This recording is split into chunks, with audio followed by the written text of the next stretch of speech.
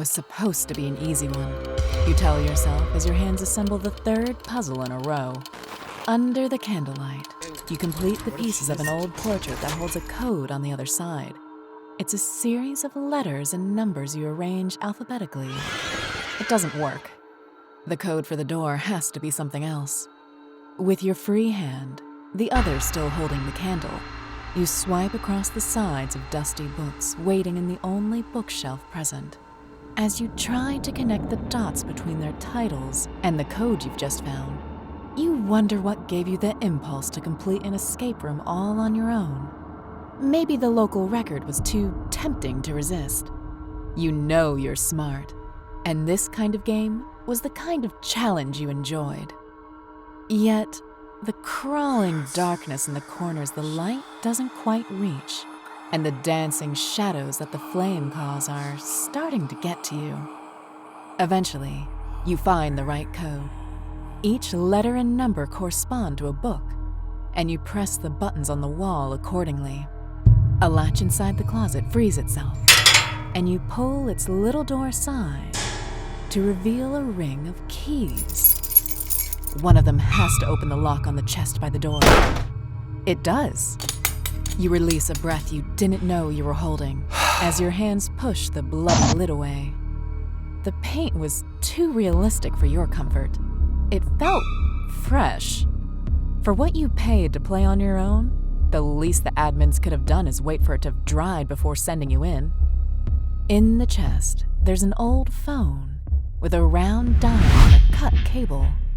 You hold it up, turning it around to see how it would connect to anything in that state. Maybe it was just an aesthetic choice, and the thing works wirelessly. You place the receiver between your chin and shoulder, and are surprised to hear a tone. Without any leads as to guess what you should be dialing, you dial 911 just to try the thing out. A beep, then another, followed by a long silence. When you are about to hang up, one last beep rings into your ear. Morse code? No.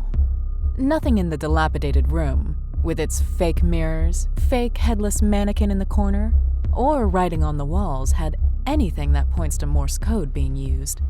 And escape rooms have a method to them. This has to be something else. You practically turn the room upside down looking for the next clue. Minutes pass you by, trickling down second by second.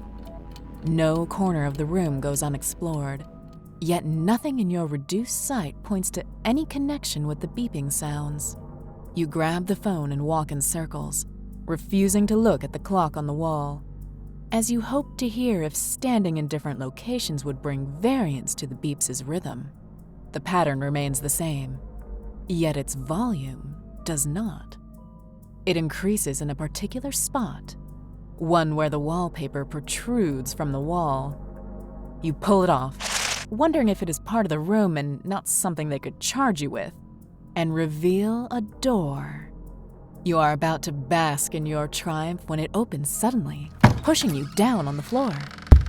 In front of you, a tall figure stands menacingly, a man with a bag on his head, and a knife clasped tight in his hand. It drips. You scream, phone still in hand, and retreat to a corner, crying out for the attendants because now it's become too much. Local record be damned. The man approaches slowly, and no one intervenes or interrupts the event. You try to convince the costume man that this is enough, that the joke has gone on for too long. But he doesn't relent. You start thinking that maybe, just maybe, this isn't a joke at all. In your panic, you realize that the man with the knife is humming.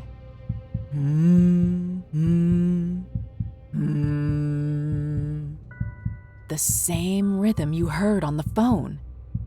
Taking a peek beyond your assailant, you see that the way he's come from leads to a hallway. You'll have to make a run for it.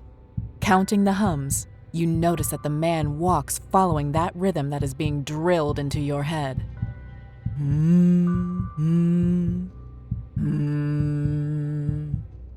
Sprinting the moment the pause between hum 2 and 3 comes, you manage to run past the man and into the swallowing darkness of the hallway. Over your shoulder, you see the man start to turn around. In front of you, there is a second door. Locked. You knock on it erratically with all your strength to no avail.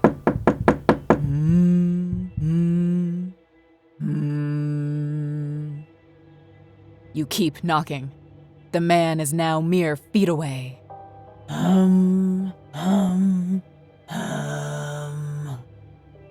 A short pause, and then you try to knock following the humming. Knock, knock, knock. The door gives away right before your eyes, and you leap past the doorway without much thought. Outside, a group of attendants are waiting for you with a small prize in hand. Alarmed, you turn only to find an empty hallway. Your stunned self receives the glass trophy for finishing the room in record time, which you beat by just a minute. But when you ask about the masked man, everyone shrugs. Now, the little trophy looms above your bed on a shelf, not so proudly displayed. Sometimes you think you hear the humming coming from it, when your room is dark and lonely. Other times, you swear you can feel the scrape of the knife's tip against the walls. Suffice to say, you think you're done with escape rooms for a while. Subscribe today, or beware.